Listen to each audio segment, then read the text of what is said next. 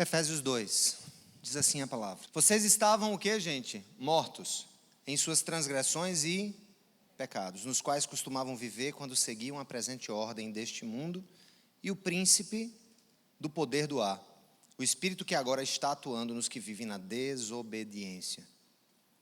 Anteriormente, todos nós também vivíamos entre eles, satisfazendo as vontades da nossa carne, seguindo os seus desejos e pensamentos. Como os outros, éramos, por natureza, merecedores da ira. Todavia, Deus, que é rico em misericórdia, pelo grande amor com que nos amou, deu-nos vida com Cristo, quando ainda estávamos mortos em transgressões.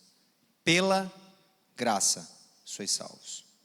Deus nos ressuscitou com Cristo e com Ele nos fez assentar nas regiões celestiais em Cristo Jesus, para mostrar nas eras que hão de vir a incomparável riqueza da sua graça, demonstrada em sua bondade para conosco em Cristo Jesus. Pois vocês são salvos pela graça, por meio da fé, e isso não vem de vocês, é dom de Deus, não por obras, para que ninguém se glorie, porque somos criação de Deus, realizada em Cristo Jesus, para fazermos boas obras, as quais Deus preparou antes para nós as praticarmos. Qual é o tema? Qual é o tema, gente? Quem estava aqui domingo passado? Nós estudamos no primeiro capítulo do tema, primeiro capítulo da carta aos Efésios, que somos um povo que precisa viver com propósitos. E em louvor, porque fomos eleitos e adotados pelo Pai, redimidos pelo Filho e selados e garantidos pelo Espírito Santo. No texto de hoje, Paulo dá continuidade no capítulo 2 ao que ele falou no final do capítulo 1, quando ele diz o seguinte: no capítulo 1 da carta, Paulo fala que há um poder que Deus usou, há um poder que Deus operacionalizou para a ressurreição de Jesus. Paulo diz que há um poder que Deus usou para tirar o seu filho do túmulo, naquele domingo, e que esse mesmo poder, ele diz no final do capítulo 1, está hoje operando na igreja. Quem pode dar um glória a Deus por isso? Eu não estou falando de pouca coisa, eu estou falando que o mesmo poder que Deus usou para ressuscitar o seu filho está operando em nós aqui, agora, nesse momento, em áreas da nossa vida, em áreas do nosso coração. Só que ele começa o capítulo 2 dizendo o seguinte, e o tema da mensagem hoje é, repita, o poder da ressurreição. Ele começa a dizer que esse poder, ele vai operando em nós, mas ele começa dizendo no verso 1 do capítulo 2, como é que ele começa dizendo sobre nós? Vocês estavam o que, gente? Mortos. Mortos em suas transgressões e em seus pecados. Mas como morto? Morto em razão do pecado.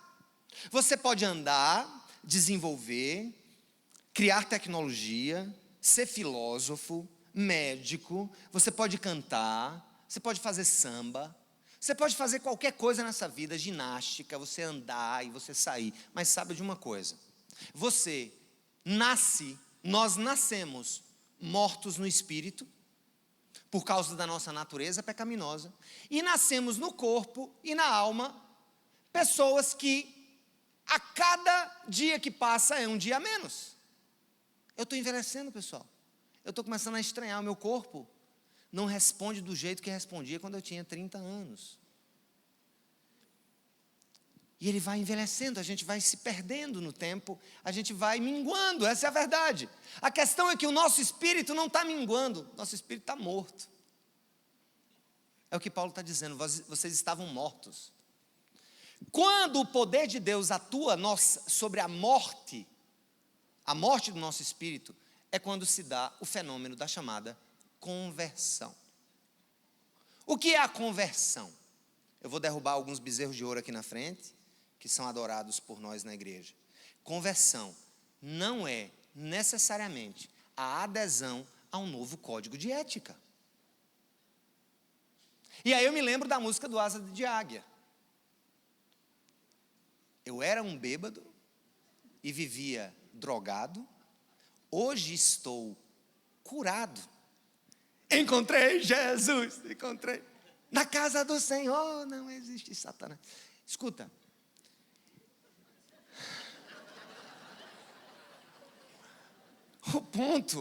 O ponto fulcral, o ponto principal do que eu estou querendo dizer para vocês agora é o seguinte. A impressão que se tem é que ser cristão é mudar um código de ética. Isso aí é uma consequência. Vou dizer uma coisa. Ser cristão é sair da morte para a vida. É muito mais profundo. Paulo está dizendo que nós estávamos mortos. Então repita comigo, primeiro ponto da mensagem. O poder da ressurreição atua em mim, na minha morte. Aí ele diz, pecados e transgressões, verso 2, nos quais vocês costumavam viver, quando seguiam, ele fala quando a gente seguia 3 coisas, olha o que é que ele diz aqui, ó. A nossa desobediência que é tridimensional. Primeiro ele diz, quando vocês seguiam a presente ordem desse mundo, ou seja, os valores do mundo, o príncipe do poder do ar, quem é o príncipe do poder do ar? Uma notícia para você que não sabe, o príncipe do poder do ar é Satanás. Isso é um termo simbólico para se referir aos baixos céus, na angelologia bíblica. Os céus, os baixos céus e a terra. Satanás é o príncipe do poder do ar. Então Paulo está dizendo que quando nós vivíamos mortos no espírito, nós seguimos em desobediência a Deus, obedecendo a 3 influxos: o do mundo, o do diabo e o da minha própria carne. E não precisa ser muito sábio para saber que de fato nós seguimos os valores do mundo, tendemos naturalmente a ir no curso do mundo. Mas pastor, eu nunca segui Satanás, nunca botei uma cruz ao contrário, nunca botei um chifrinho na cabeça, nunca fiz nada, nunca fui num negócio de satanismo. Como é que o senhor está dizendo que eu siga Satanás? A Bíblia, normalmente, a Bíblia chama Satanás de quê? Homicida, não é assim? Acusador, mentiroso, são os títulos que ele tem. Então veja bem, quando você mente, você está seguindo a Satanás, me perdoe, é verdade, eu também. Quando eu acuso um irmão, quando eu levanto um falso testemunho, eu estou seguindo a Satanás. Eu estou fazendo o que ele faz. Mas pastor, você nunca matou ninguém, como é que você disse que ele é homicida? Eu já matei muita gente. Eis aqui na frente de vocês um homicida. Triplamente qualificado. Mas como assim, pastor? Diante do Código Penal? Não, o Código Penal não vale nada diante da ética de Cristo. Porque Jesus disse, se você se irá no seu coração contra alguém, você já matou, você já cometeu homicídio. Eu já mirei várias vezes no meu coração contra alguém. Então o que Paulo está dizendo é o seguinte, é que o poder da ressurreição atua quando eu estou morto. Deus é quem me ressuscita no espírito. Deus é quem atua quando eu sou desobediente, porque eu sigo o mundo, Satanás e a minha carne, e ele vai mais longe. Ele diz, verso 3, olha o que é que ele diz no verso 3. Anteriormente, vamos ler juntos, todos nós também vivíamos entre eles, satisfazendo as vontades da nossa carne, seguindo os seus desejos e pensamentos. E como os outros, éramos por natureza o quê? Merecedores da ira. Então presta atenção. Deus opera o poder da ressurreição de Cristo na humanidade. Essa humanidade estando morta nos seus delitos e pecados. Essa humanidade vivendo a desobediência a Deus de 3 formas, porque segue o mundo, segue o diabo e segue a sua própria carne, os seus próprios desejos. Mas ele vai mais longe. Ele diz que este poder operou na igreja quando nós éramos, por natureza, merecedores da ira. O que é ser merecedor da ira? O que é a ira de Deus? A justa ira de Deus? É nada mais, nada menos do que o cumprimento da justiça de Deus. Deus não tem piti como você, como eu. Tô com raivinha de você porque você fez isso. Deus não é como nós, que o cara tranca no trânsito e a gente dá tchau com um dedo só. Eu não dou mais, mas eu já dei muito. Você talvez ainda dê. Então talvez você ainda esteja seguindo a Satanás, quando você bota aquele dedão para fora. Tá? O ponto que está claro aqui nas Escrituras é que esse poder que levantou Jesus do túmulo, ele opera na nossa morte, na nossa desobediência e no merecimento natural da ira de Deus pelos nossos erros. Aí vem o todavia, né? Eu gosto dos todavia de Paulo, os portanto. Aí Paulo vai no verso 4 e diz como é que por que esse poder da ressurreição operou. Olha o que é que ele diz no 4. Vamos ler comigo. Todavia, Deus que é o que, igreja? Deus é o que? Rico em misericórdia. Rico pelo grande amor com que nos amou. O que ele fez conosco? Deu-nos vida com Cristo, quando ainda estávamos mortos em transgressões. Aí ele diz a frase célebre: pela graça sois salvos. Aí você está aqui todo ressabiado, está me ouvindo pela primeira vez, né? Me pegou num dia diferente, né? Você está todo assim, essas igrejas, sabe o quê? Deixa eu dizer uma coisa para você. Para todos, não há bonzinhos nesse lugar. O que há aqui são aqueles, tem 2 grupos de pessoas aqui. Como somos todos mauzinhos, no meio dos mauzinhos tem 2 grupos de pessoas. Os maus que foram alcançados pela misericórdia de Deus e os maus que não foram ainda alcançados pela misericórdia de Deus. Mas como, pastor? Deus me aceita, eu sou bom. Nunca derrubei um boi numa vaquejada. Não faço mal nem a uma formiga. Como é que eu posso ser mal? Eu amo minha sogra. Como que eu posso ser mal? Eu pago minhas contas, eu nunca matei ninguém. Escuta, deixa eu dizer uma coisa. Quem gosta de omelete? Levanta a mão aqui. Não tenha medo, não pedir dinheiro de novo não, rapaz. É omelete. Levanta a mão assim, omelete. E quem gosta de suco de laranja?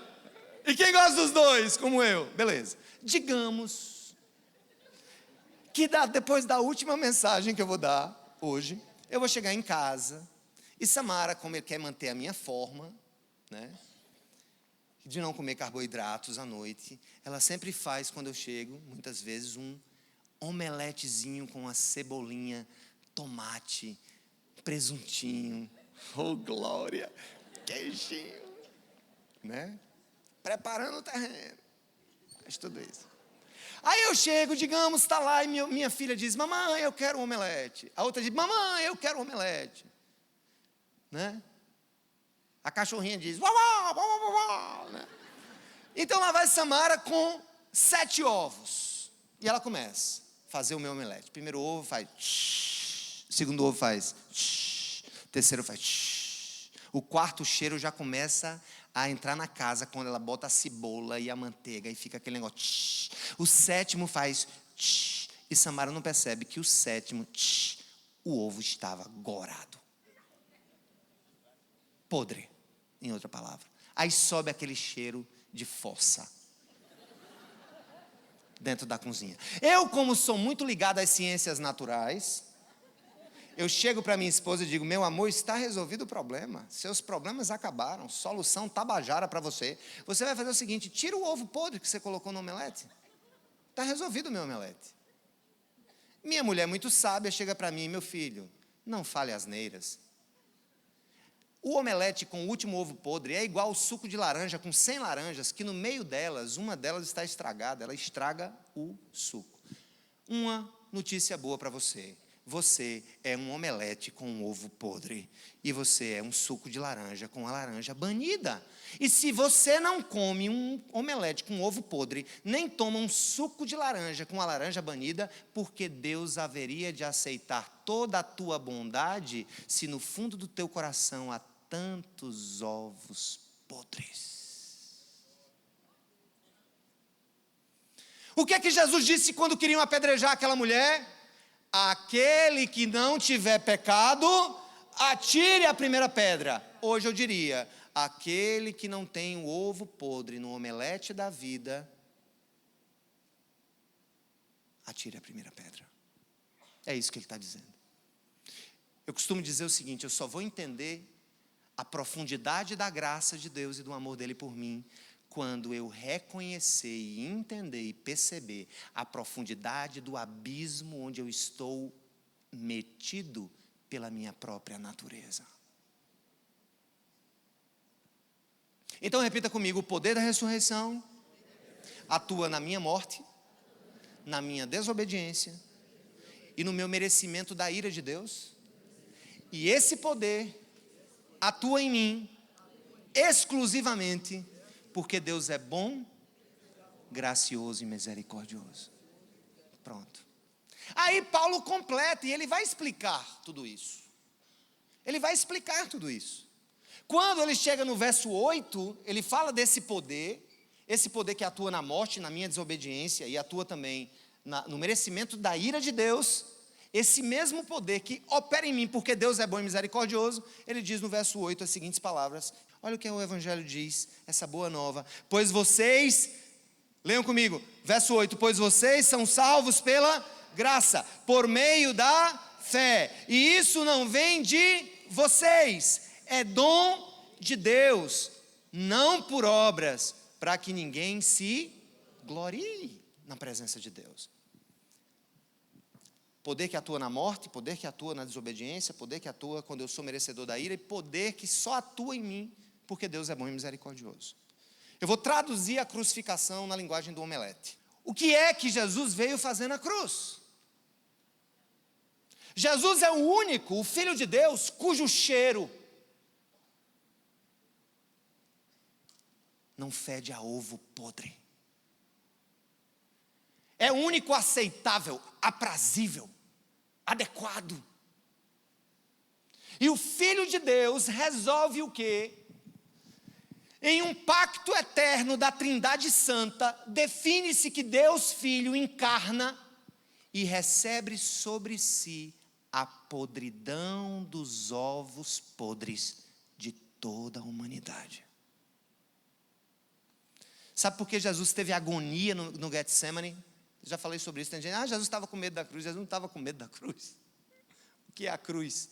Diante de sentir a ira de Deus sobre si mesmo e sentir-se totalmente inadequado. Quando Jesus chorou ali no Getsemane antes de ser entregue, ele estava exalando a minha podridão, a sua podridão. Quando ele foi para a cruz, ele estava ali, diante dos olhos de Deus. Quando Jesus diz: Pai, por que me abandonaste? É óbvio, Deus não pode conviver harmonicamente com a podridão. Por isso que ele é chamado maldito. E na hora que ele se faz maldição para que eu recupere, não por mim, mas por ele, Deus está querendo dizer uma coisa muito simples para você. É o que Paulo diz no verso 8. Não há lugar para vanglórias na igreja de Jesus. Não há lugar para vanglória no reino de Deus. Não há lugar para que cresçamos nos comparando com os outros. Olha, eu vou dar uma notícia para você, não sei, talvez você siga ainda aquela ideia de que precisa fazer boa obra, que precisa ir para a missa ou para o culto, fazendo boa obra, porque Deus vai te aceitar no final, e no final você vai dizer: Senhor, eu fiz tanta coisa boa na vida, e Deus realmente, você fez muita coisa boa, que você foi feita a minha imagem e semelhança, mas eu não posso te aceitar, porque você está podre.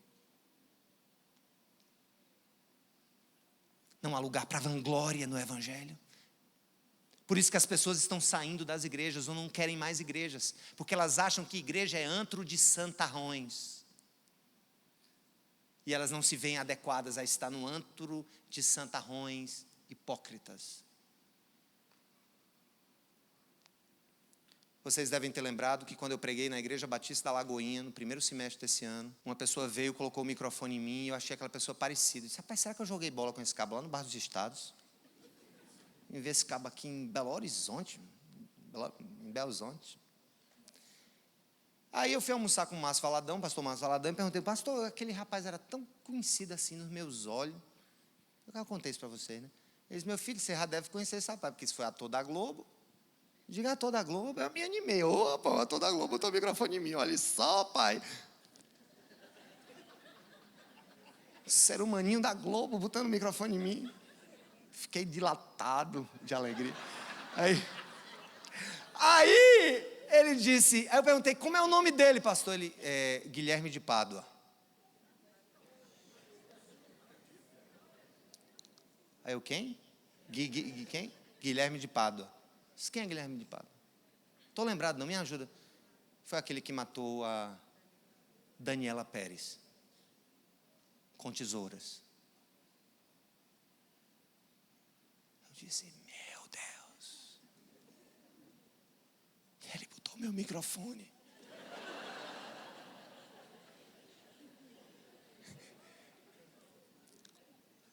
E ainda tirou uma foto comigo e Samara. Quando a mãe de Samara viu, o que é que você está fazendo do lado desse rapaz?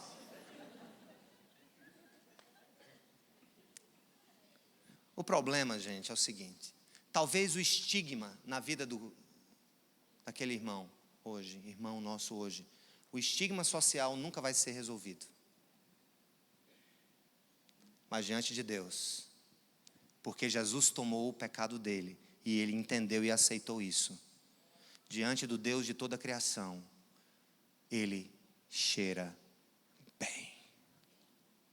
É esquisito isso, né? Por isso, se você acredita que é bonzinho demais para estar no céu, Deus não aceita que ninguém se vanglorie na presença dele. Ai de você, se a única coisa que você tem a apresentar no último dia ao Senhor for as suas obras de bondade fétidas. Isso é evangelho. Eu gosto de pregar o evangelho. Não tem nenhuma complicação nisso. A gente ouve tão pouco que acaba esquecendo. Então digo, o poder da ressurreição que atuou na minha morte, na minha desobediência, no merecimento da ira de Deus, porque Ele é bom e misericordioso, me faz humilhar diante dEle e não me gabar diante dEle. Amém, gente? Aí ele continua. Aí diz, então, pastor, Jesus já fez tudo, né? Vamos para casa comer omelete. Não, Paulo não poderia concluir o capítulo 2 de Efésios, seria incompleto se ele não tivesse escrito o verso 10. Quando ele olha para aquelas pessoas, ele diz assim, porque somos o que, igreja? Criação de Deus, realizada em Cristo Jesus, para fazermos boas obras, as quais Deus preparou antes para nós as praticarmos. Lembra que Ele nos escolheu antes da fundação do mundo? Mensagem do domingo passado. Antes da fundação do mundo Ele nos adotou. Antes de termos acertado ou errado, Ele nos adotou como filhos e nos fez herdeiros. Então, se tudo isso operacionalizou-se em minha vida, pelo amor e pela graça de Deus, me tornando herdeiro, embora eu não possa fazer nada de obra para ser herdeiro, uma vez feito herdeiro, eu tenho que agir como herdeiro. Se eu sou herdeiro de Deus, então eu sou alguém que não se vangloria diante de Deus pelo bem que faz na busca pela salvação, mas que, sabendo-se salvo pela graça de Deus, vive como filho da graça, vive como herdeiro da graça. Por que eu não minto mais? Ou que eu tento não mentir? Porque eu sou herdeiro de Deus. Por que eu sou homem de uma só mulher? Porque eu sou herdeiro de Deus. Por que eu preciso falar a verdade? Porque eu sou herdeiro de Deus. Por que eu não tenho que ter medo do escuro da vida? Por que eu não tenho que ter medo de ser visto aqui ou ali? Porque eu sou filho e herdeiro de Deus. E você, tem agido como herdeiro de Deus? Talvez para algumas pessoas hoje, nesse lugar, seja a primeira vez que entenderam o que é o Evangelho. O poder da ressurreição que atua quando eu estou morto, desobediente, merecedor da ira. Um poder que opera porque Deus é bom e misericordioso e jogou sobre o Filho os meus podres. Um Deus diante do qual, nesse poder, eu não posso me gloriar, mas um Deus que me chama a ser como Ele. Por quê? Porque fomos escolhidos antes da fundação do mundo. Volta ao capítulo 1, só voltando, porque a gente está estudando a carta aos Efésios. Volta lá para o verso 4, vamos lá. Verso 4 do capítulo 1, vamos ler juntos. Porque Deus nos escolheu nele antes da criação do mundo, com que objetivo? Para sermos santos e irrepreensíveis em sua presença. Traduzindo, para que vivamos fazendo boas obras como herdeiros de Deus.